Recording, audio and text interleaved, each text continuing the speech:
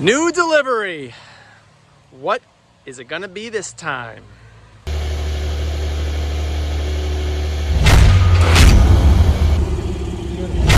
Guys, give a thumbs up on this video if you thought it was the Porsche. Huh? Oh God, I wish. Let's talk about this E30 M3 S54 swap. This is an incomplete swap. This has missing parts like engine bay stuff. There's missing brake components. There's a differential that needs to be rebuilt. No drive shaft. We have to get the front end and the rear end aligned and set up and good to go. We have to do the entire interior, including dashboard install, carpet install. We're going to be doing a radio sound system, and of course, we're going to be touching up all the paint. This is going to be a really cool, badass build, guys, and I really hope you follow this 1 to 4 part series. You're not going to really be able to see us do this, but we're going to bring this car up that driveway with that truck, and it will work, and it is going to be safe. Well, let's put it this way. It's a really nice paint job, okay? And there's a lot that we need to do to this thing to make it, again, to really fine-tune everything and make it look good. But this is a nice S54 E30. Thanks to Dan. Now we are now slowly but surely taking my Comanche and bringing this up the driveway as carefully as humanly possible. I think we're doing a pretty good job. You can see there's got a chain on that thing, so we're not interfering at all with the bumper. We're using factory tow location, so this is always good.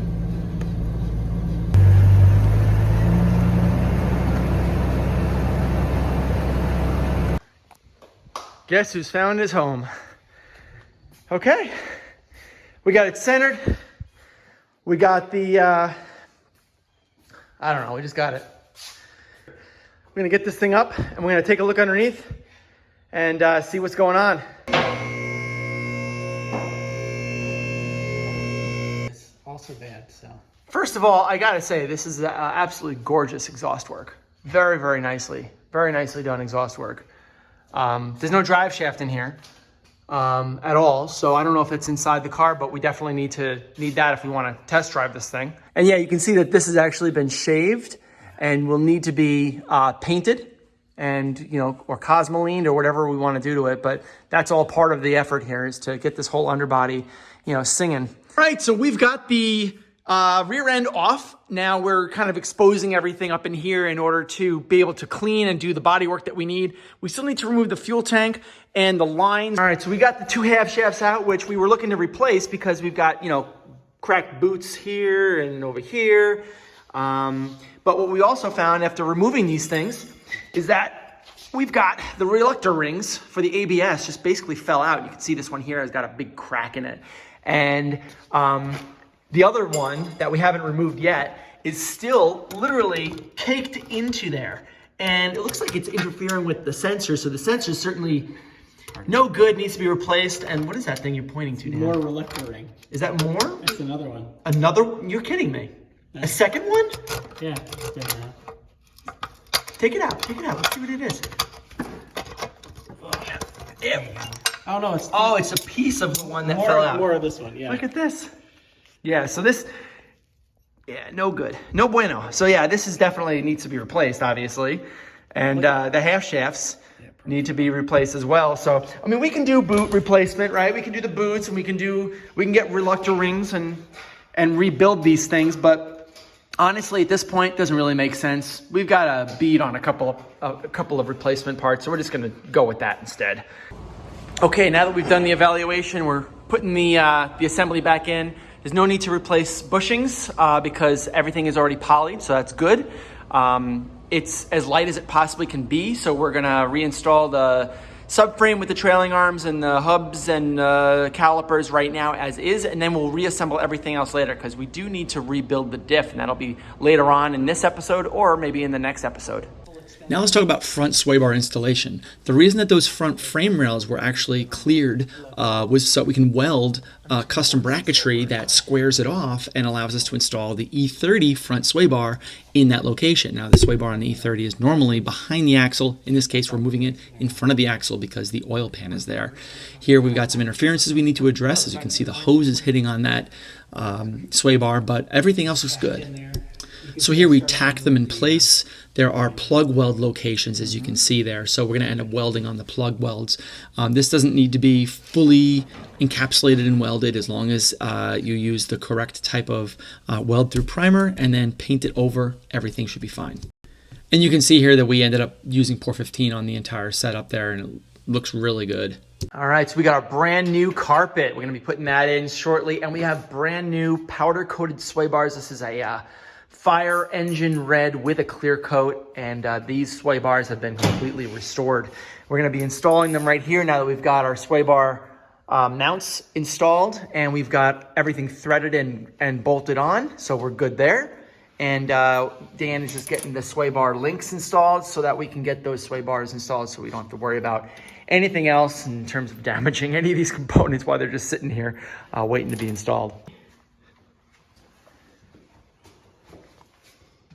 So gotta tighten this guy down. I just want to get this one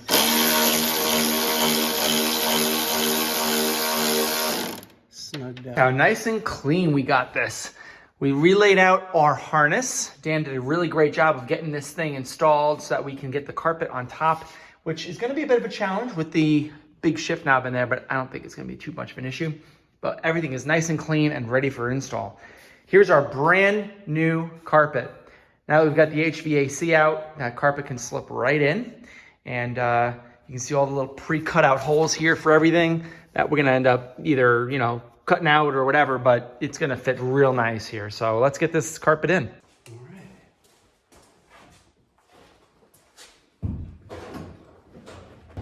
Oops. This is as low as possible. And get tucked up into the transmission. Well, this goes around that. Hey, look at this. Looks real nice. Dan did a really good job installing the carpet.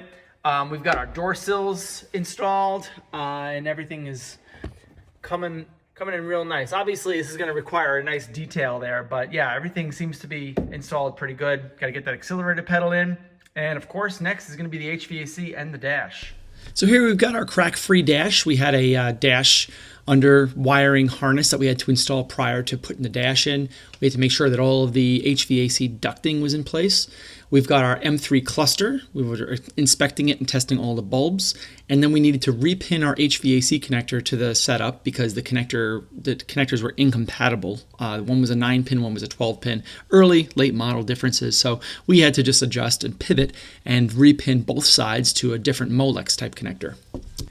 I gotta tell you, Molex connectors are super simple to use. They're very easy to pin. It takes very common tools, and they're very reliable, very robust, and they're very versatile. So I would recommend that if you're gonna be doing repins, Molexes are the way to go.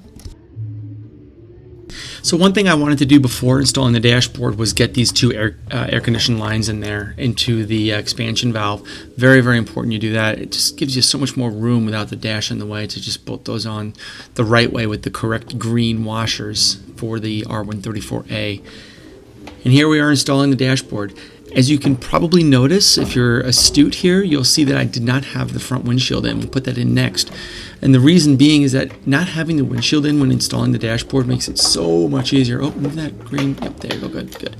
It's so much easier to install the dashboard without the windshield in the way. You can see I'm getting in there from the outside, and it just makes it so much easier to throw it in. And yeah, this is what it looks like right now. Obviously, a lot more final touches to do. But yeah, we got the lights started. We're just kind of making sure that everything kind of works before we start buttoning everything up. So it's pretty easy to power the lights on and make sure that all the bulbs work. Kind of one of those details that you don't notice until it's dark. So here we are installing the windshield. I'll voice over this as well. Brand new BMW E30 M3 windshield, which is M3 specific. You cannot do any E30 windshield with this. This is a gasket installation. The gasket goes on around the perimeter of the windshield prior to installing the windshield in the frame. And this is the gasket here. It only installs one way, clamps on over outside of the perimeter of the windshield. If you do it backwards the other way, then the windshield gasket is not going to curve. It will curve, but it will crinkle on the insides of the curve, and that's a dead giveaway that you've got it wrong. You got it backwards. So you have to install the entire gasket on the windshield prior to applying your primer and applying your windshield glue. You can see we're doing our polyurethane glue. We're going to be putting it around again inside the perimeter. There's like a little bit of a gasket opportunity there. And then we just put it on. I mean, I didn't really get that on video, but we did put it on. We pushed it down. We made sure that the windshield was pushed prior or pushed during the and while the polyurethane was curing, and then we pulled it in overnight to hold it in place. And I gotta say, it turned out really nice. Just a little bit of cleaning around the outside, and everything looked really, really nice. And all 3 pedals are completely done. Accelerator pedal is done, wired, and installed. That CAD plated part you see below is an adapter bracket for the white bracket that goes underneath it. But this is fully functional and installed. Brakes, fully bled, here, stiff as a board. And of course, the clutch pedal feels real nice. You get like that little detent most of the way through, and I could even hear the clutch fingers on the pressure plate. So yeah, all 3 pedals are basically done and completely functional. All right, we've got our E30 M3 cluster ready to go. Everything's been adjusted. The mileage has been modified in order to conform to what my customer actually wanted the mileage to be.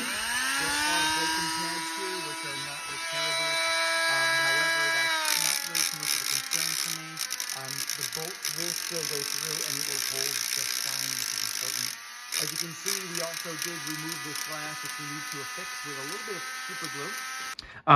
The reason we removed it is because we had to polish it up, and it is really, really nice and smooth and clean. A couple of light surface scratches, but that's really imperceptible when you're driving. And basically this is ready to go, ready to install. So let's do that right now. All right, so I got all of my connectors installed on the back side, and it should be just as simple as turning it over, and pushing it in. So these guys should install pretty easily there and there. So once we get that secured, the rest of it should secure pretty nicely as well. And as you can see, we don't have a tack plug yet. We're working on acquiring a tack plug that'll work. Because remember, this is a 4-cylinder cluster, so we have a 6-cylinder engine, so we got to make sure that we got all that set up, and also that it's set to 8K RPM, which is an important factor to consider as well. In installing this Sparco aftermarket steering wheel, it's really important to remember that you need this piece that originally goes on the steering column.